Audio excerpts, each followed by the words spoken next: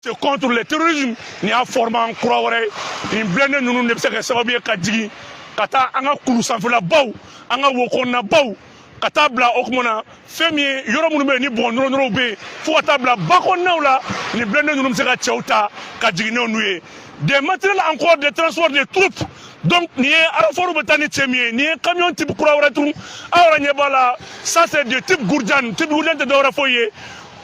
Très urgent, très urgent du côté de l'Afrique de l'Ouest et plus précisément sur les terres maliennes aujourd'hui. L'armée malienne est plus que décidée à reconquérir l'entièreté de son territoire national.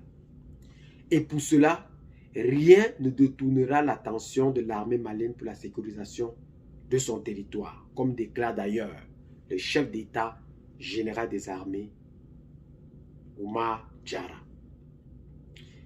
Pour aller plus rapidement, ce que vous devez comprendre est que le Mali a utilisé des drones sans pilote pour la sécurisation de son territoire national.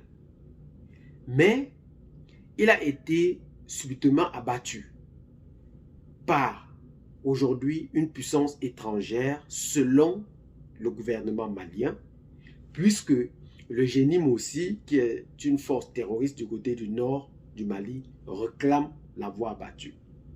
Le gouvernement malien, selon une source bien introduite, dit en effet que le drone avait dépassé le territoire malien de 2 km pour entrer en Algérie, ce qui a conduit sans doute à son abattement. Mais ce que vous devez comprendre ici clairement, ce n'est pas de relater les faits qui se sont passés à Tinzaouatène, mais c'est pour vous parler du cœur même de ce terrorisme. La sécurisation du territoire national du Mali aujourd'hui passe par la sécurisation de sa partie nord-est, plus précisément à Tinzaouatène. Pourquoi? Cela porte deux enjeux majeurs. Le premier enjeu, si vous regardez la carte du Mali, vous verrez que dans la partie sud-est, séparée du Niger, du Burkina Faso, de la Guinée, plus précisément un peu dans sa partie ouest et aussi du Sénégal de l'autre côté, et de la Mauritanie, un peu de sa partie nord-ouest, vous verrez que toutes ces zones peuvent en effet être sécurisées par une mission complète de l'AES.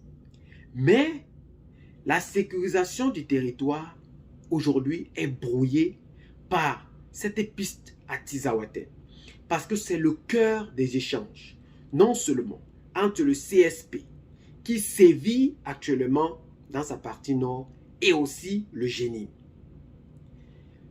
L'État malien a donc décidé de sécuriser cette partie du territoire national, d'où les moyens sont en train d'être mis en œuvre pour enfin prendre le contrôle de ces zones. Mais tout compte fait, les États étrangers ne cessent en effet de nuire à cette sécurisation du territoire national. Aujourd'hui, Tinzaouatène représente comme le carrefour. Nous disons encore, et nous pesons nos mots, le carrefour du terrorisme.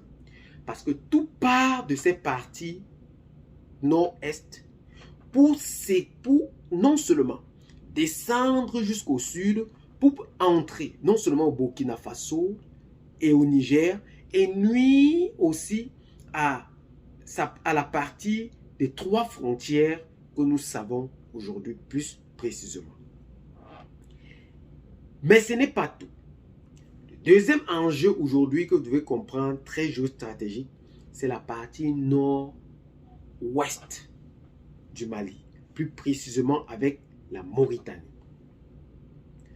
On a découvert la plus grande réserve de pétrole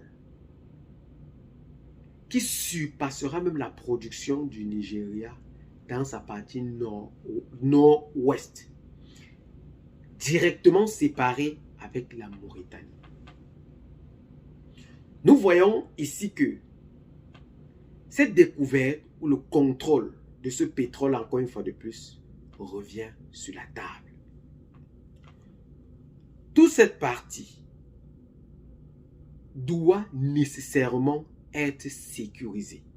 Parce que si la Mauritanie n'est pas sécurisée, directement Mopsi sera impacté. Ensuite, Tombouctou et nécessairement Bamako. Nous comprenons que si ces deux parties du Mali sont sécurisées pour non seulement contrôler leurs réserves, mais aussi contrôler l'entièreté du territoire national. D'où l'impératif de l'armée malienne de sécuriser ces deux parties du territoire. Parce que sa partie sud-est, Burkina, Mali,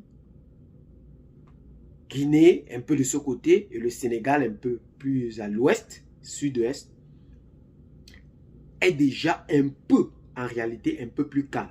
Parce qu'en partant de cette partie, cela permet en effet de circuler dans l'entièreté de son territoire national.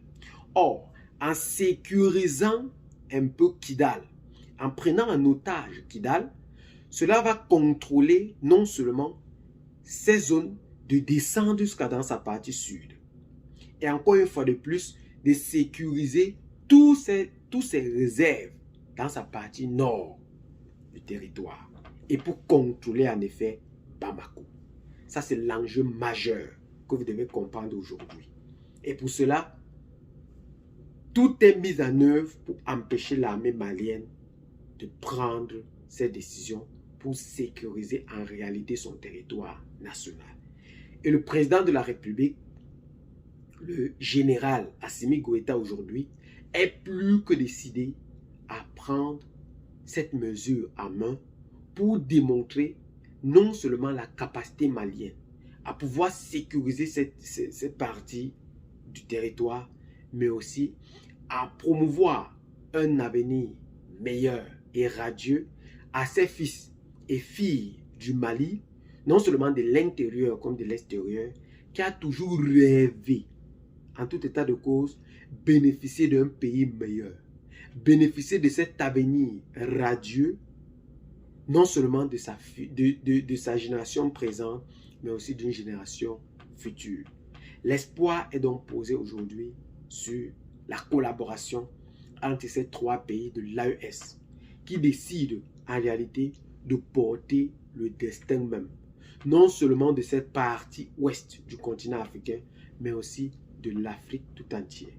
Parce que la bataille pour une seconde indépendance du continent africain aujourd'hui en dépend réellement.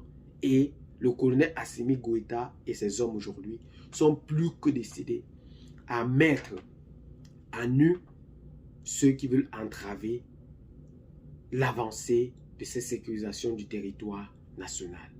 Eh bien les amis, qu'est-ce que vous en pensez vous-même particulièrement face à cette situation qui sévit encore une fois de plus du côté de Bamako? Laissez donc massivement vos commentaires. Abonnez-vous à la chaîne si ce n'est pas encore fait. Partagez la vidéo avec les amis si vous l'avez trouvée intéressante. Et à très bientôt pour de nouvelles vidéos. Ciao. Bye bye.